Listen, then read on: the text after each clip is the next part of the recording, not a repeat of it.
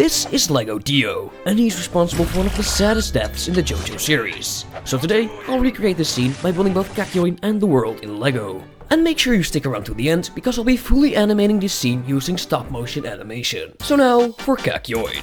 We're working with two colors, red and green, just like Christmas. And there's nothing that screams Christmas like Christmas wreaths.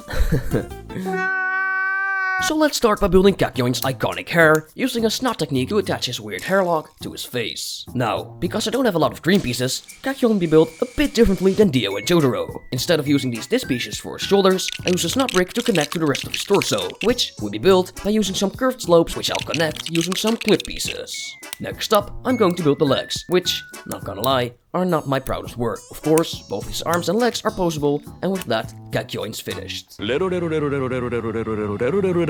Now, to what you've all been waiting for.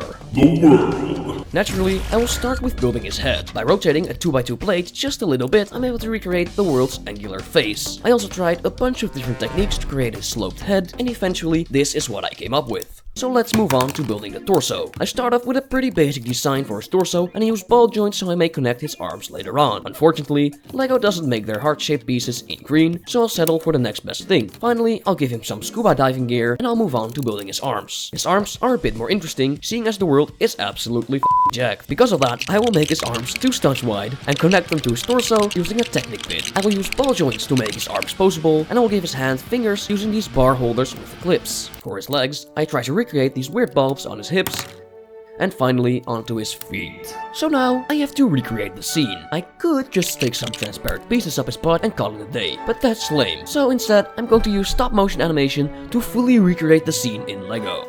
Enjoy. The following scene is rated R for violence. 死ねいKakyoin!